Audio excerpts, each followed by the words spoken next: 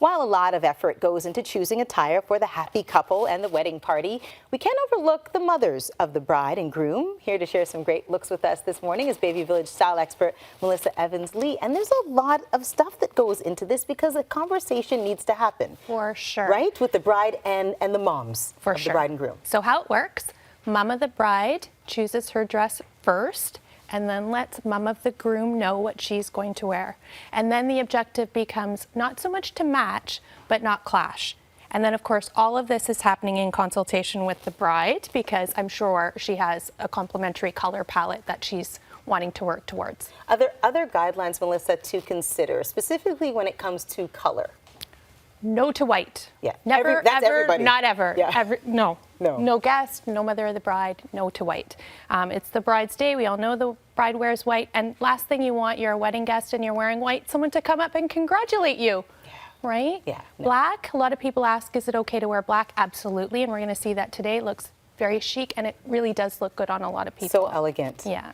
And also you don't want too tight. You don't want too revealing, right? Avoid the twos. Yeah. Too tight, too short, too see-through, too low cut.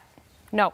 Okay, so there are a variety of types of weddings that people, get invited to. So this morning, we're going to go through a couple of them and give people examples of what they might wear. Okay, Right. So we're going to start with black tie. We're going to decode the invite. Decode the invite. Yes, what does black tie mean? So basically, and we've got Ellie here, when they're saying black tie on the invite, they are saying that they want it to be very formal. Yes. So for ladies, that is long, very luxe, and for men, it is a tux. It's not a black suit, it's not a suit, it's a tux. Oh, that's gorgeous. So this here is from Brian Bailey, and you can see very, very elegant, very formal. And the one shoulder look is just, that's beautiful. gorgeous. Gorgeous. And I like we're seeing a lot of clutches, interesting clutches and accessories, but the clutch is almost an accessory unto itself. Yeah. A showstopper. A as we say. showstopper. Yeah, yeah. That's wonderful. And thank you so much. Next we have black tie optional. We see this so a lot. what does that mean? What does it mean? Well, if it means this, we're in good shape. Right. So really, that is just a little bit more leniency, more for the man, that they're saying, we'd like a tux, but you don't have to necessarily wear a tux. You could also wear a dark suit. For ladies, still long dress would be fabulous, or this very formal sort of T-length that Lisa's sporting here today. And the color, ooh, love that blue. That's beautiful, and all the bling and the cut of the dress, that's beautiful. And then next we have cocktail. So this is where it gets kind of blurry because cocktail and black tie optional, either or. You could wear either or. So Claudia here today, this also is from Brian Bailey. This is, I think when you look up in the dictionary, what does cocktail dress mean or what does it look like? I think this is the classic silhouette.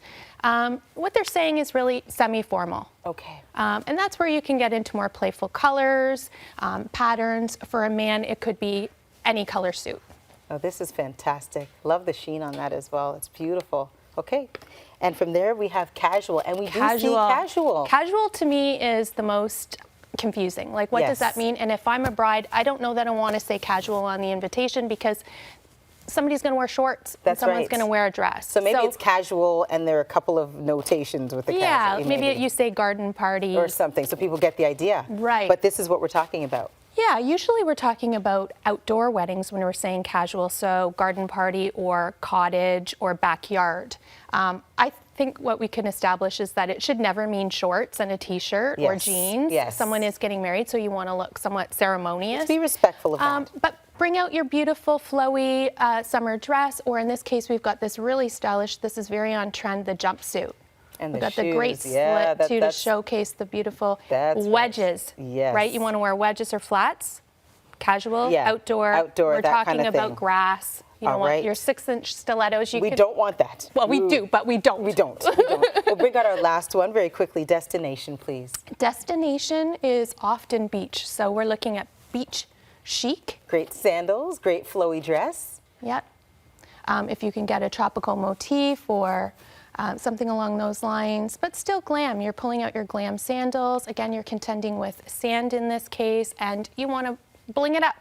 Okay, wonderful. Is there one more? There's one more. One more. Daytime. So what do you wear for City Hall or maybe to the reception before you pull out the long gown? Love the print.